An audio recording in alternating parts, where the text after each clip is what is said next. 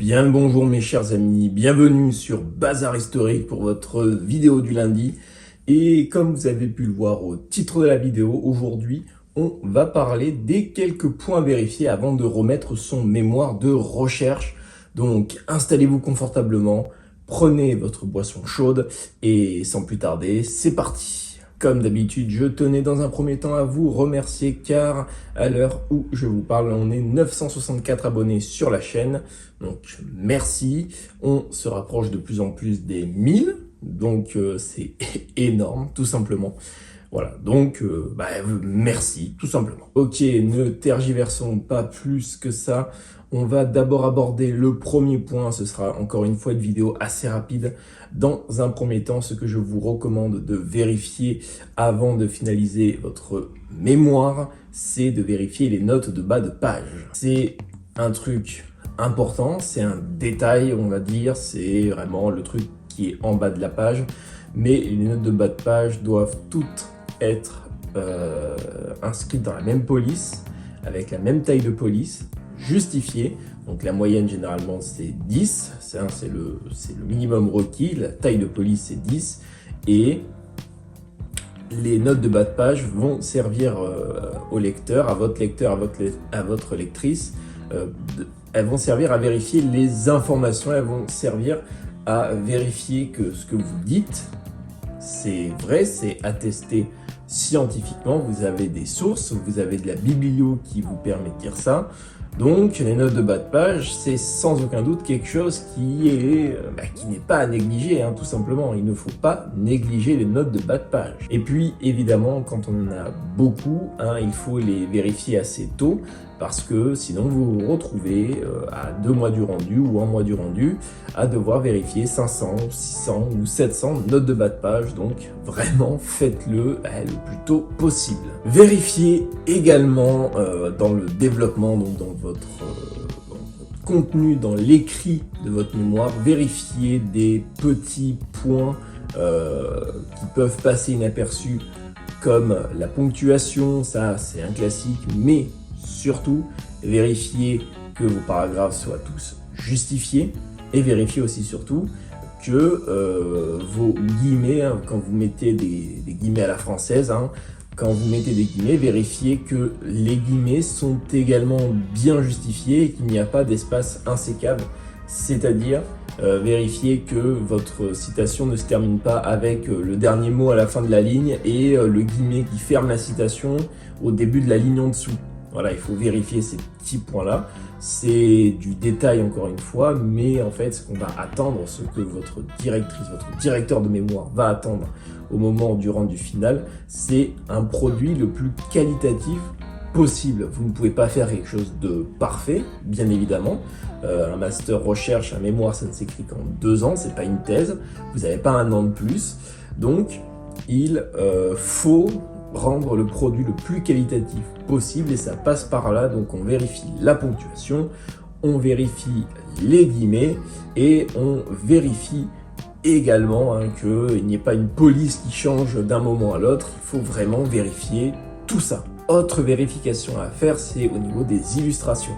Si vous faites apparaître des illustrations qui servent votre propos dans le développement, il faut que déjà que vous vérifiez que ces photos est bien une légende, ça c'est important, et surtout pensez à bien vérifier que vous avez reporté la photo du développement dans l'annexe des illustrations. Ça aussi c'est important. Si vous faites figurer une illustration, une photo, un tableau, un document que vous avez incorporé dans le développement, il va falloir le reporter dans l'annexe des illustrations qui se situe à la fin, car c'est un document utile, c'est un document qui sert votre propos, c'est pas juste une photo d'illustration pour faire joli.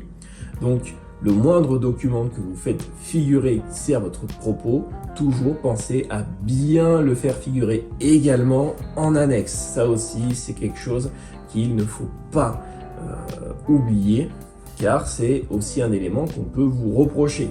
Méthodologiquement, on peut vous dire vous avez mis des illustrations, mais dans les annexes, elles n'y sont pas. Pensez à bien le faire. Voilà.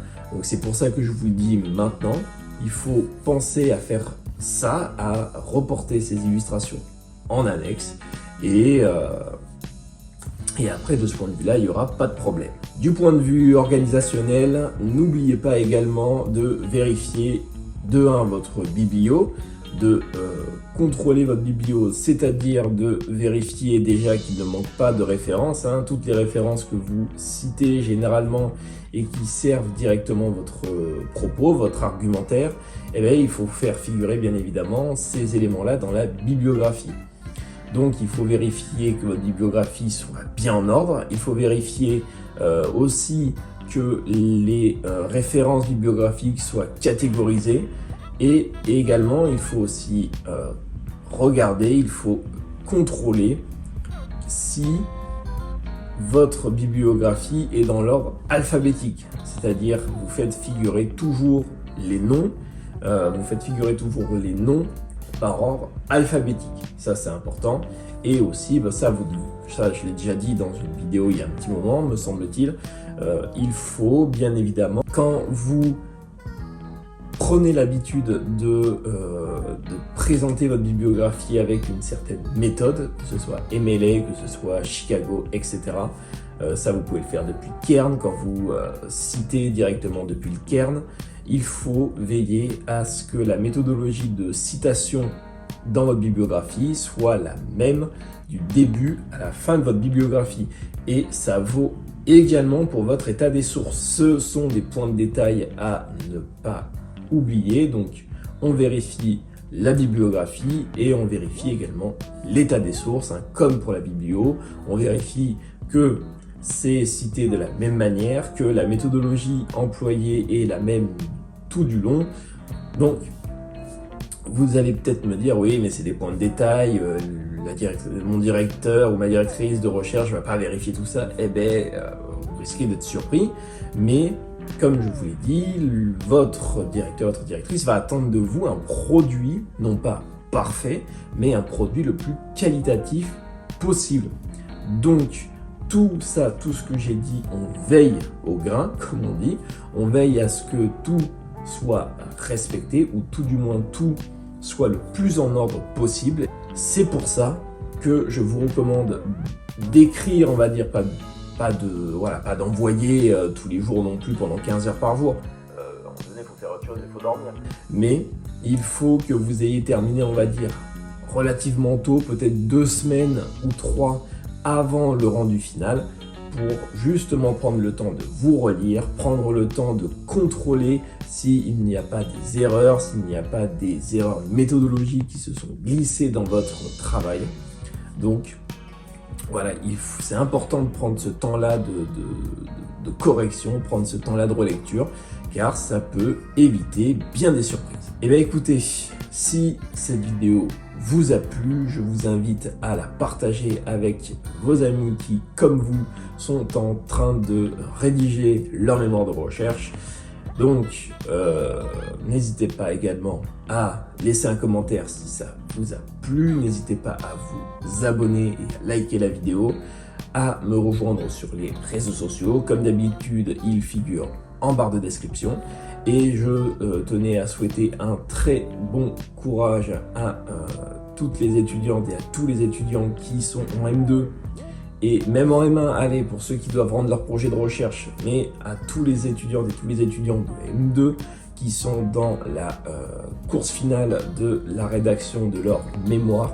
Voilà, je tenais à leur souhaiter un bon courage également à mes camarades du GEP qui sont en train de finaliser la réalisation de leur mémoire de recherche également. Donc voilà, à toutes et tous, un très bon courage. On se retrouve mercredi à 18 h pour une leçon d'histoire, comme d'habitude, votre leçon d'histoire hebdomadaire. Et on se retrouvera aussi vendredi à 18 h. Pourquoi? Parce que vendredi, il y a les résultats de l'agrégation d'histoire. Donc je ferai une vidéo, comme je vous l'ai dit, peu importe le résultat, que ce soit positif ou que ce soit négatif, je ferai une vidéo pour vous en parler. Donc on se dit à mercredi pour votre leçon d'histoire et à vendredi pour les résultats de l'agrégation. Voilà. Prenez soin de vous, c'était Bazar Historique, à la prochaine, ciao.